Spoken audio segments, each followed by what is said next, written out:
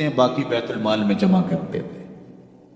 تو جب اپنی زندگی اتنی محتاط ہوگی، اتنی خوبصورت ہوگی، تو پھر کس طرح کوئی گورنر زیادتی کر سکتا ہے؟ تو حضرت سیدنا عمر رضی اللہ تعالیٰ عنہ نے اپنا طرز زندگی اور انداز معاشرت اتنا سادہ اور اتنا خوبصورت رکھا کہ اس کے مطابق تمام گورنروں کو ڈھالنے کی تلقین کی۔ آپ جب بھی کسی شخص کو بطور گورنر اس کا تعین کرتے تو اس کو یہ نصیحتیں کرتے: ایک ترکی گھوڑے پہ سوار نہیں ہوں گے، باریک کپڑا نہیں پہنیں گے، اور انچھنے آٹے کی روٹی کھائیں گے، مکان کا دروازہ نہیں لگائیں گے، کوئی حاجب نہیں رکھیں گے، چوکیدار نہیں رکھیں گے، بواب نہیں رکھیں گے، جو تمہارے تک پہنچنا چاہے ڈائریکٹ پہنچ جائے۔ اللہ اکبر۔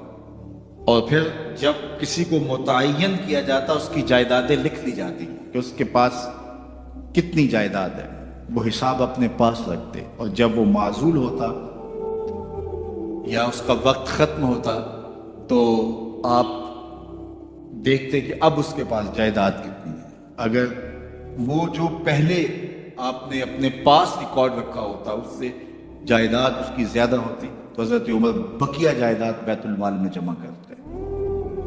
اللہ اکبر۔ اور یہ کیسے تھا؟ گورنر بول نہیں سکتا تھا، اس لیے کہ حضرت عمر کی اپنی بود و باش بھی اسی طرح کی تھی، اپنا طرز زندگی بھی اسی طرح کا تھا۔ مال غنیمت میں بہت ساری چادریں آتی ہیں جو سب کو تقسیم کر دی جاتی ہیں۔ خطبہ جمعہ دینے کے لیے آئے تو ایک شخص کھڑا ہو گیا: عمر، خطبہ بعد میں سنیں گے، پہلے یہ بتائیں کہ یہ جو تم نے قمیض پہنی ہے یہ کہاں سے آئی؟ مال غنیمت کے اندر جو چادریں آئی ہیں سب کے حصے میں ایک ایک چادر آئی۔ آپ دراز کر دیں، ایک چادر سے قمیض نہیں سل سکتی، تو آپ کی قمیض کہاں سے آئی؟ پہلے اس سوال کا جواب دے دیجئے، پھر خطبہ سنیں گے۔ اللہ اکبر۔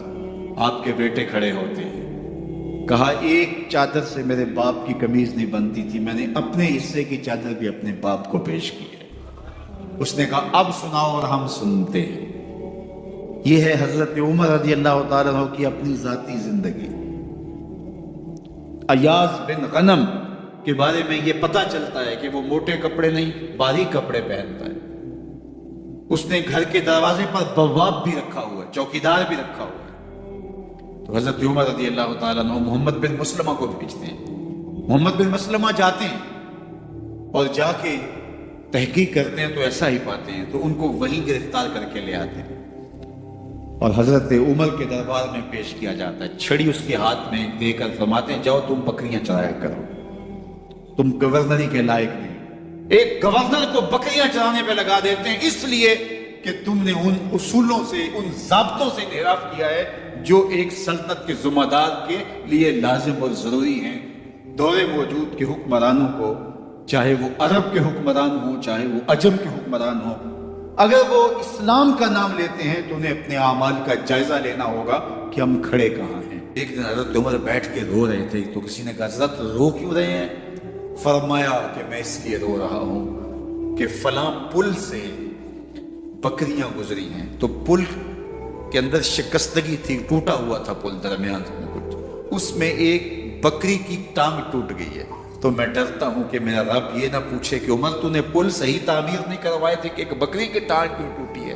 یہ ہے حضرت عمر رضی اللہ تعالی عنہ۔ اللہ اکبر۔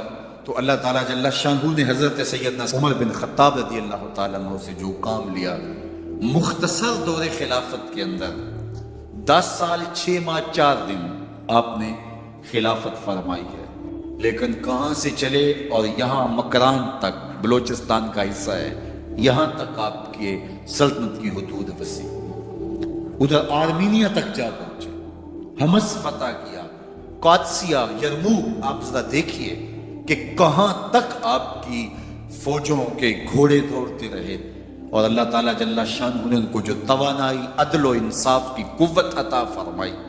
اللہ اکبر۔ جب زمین پہ عدل کیا ہو تو زمین بھی حکم مانتی ہے، اور حضرت عمر وہ تھے جن کا حکم ہوائیں بھی مانتی تھی، زمین بھی مانتی تھی، جن کا حکم جو ہے وہ آگ بھی تسلیم کرتی تھی اور دریا بھی ان کا حکم مانا کرتے تھے۔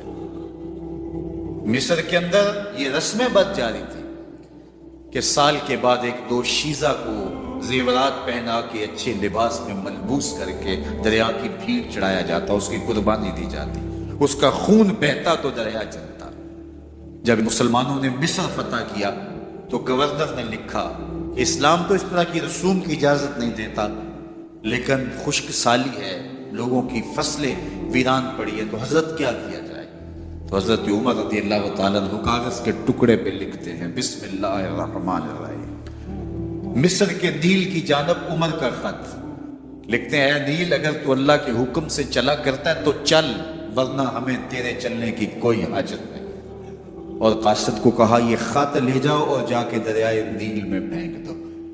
قاصد جا کے خط دریائے نیل میں پھینک دیتا ہے، پانی آتا ہے، ایسا دریائے نیل چلا 14 صدیاں ہوئی ہیں آج تک کبھی بند ہی نہیں ہوا۔ دریا حکم مانتے، آگ نکلتی ہے، لوگ حضرت عمر رضی اللہ تعالی عنہ کے پاس آئے، حضرت لاوا پھوٹا ہے، آگ نکل رہی ہے اور مدینے کی طرف بڑھ رہی ہے، اب کیا کیا جائے؟ فائر بریگیڈ تو زمانے میں تھی نہیں۔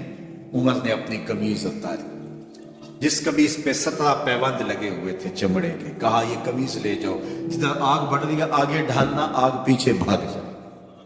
زلزلہ آتا ہے تو زمین پہ دھرا مارتے ہیں، زمین رک جا، کیا عمر نے تیری چھاتی پہ عدل نہیں کیا؟ تو یہ عمر ہے رضی اللہ تعالی عنہ کہ جن کے انصاف کی وجہ سے، جن کے عدل کی وجہ سے اللہ تعالیٰ کی رحمات اور اس کی برکات کا نزول ہوتا تھا، اور اللہ تعالیٰ نے مسلمانوں کو وہ آبرومند حکومت دی۔ کائنات کی تاریخ کے اندر ایسی حکومت آپ نے نہیں دیکھی ہوگی جو حضرت عمر نے حکومت کی ہے۔ اللہ اکبر۔ فرمایا فرات کے کنارے پہ ایک کتا بھی پیاسا مر گیا تو اس کا حساب بھی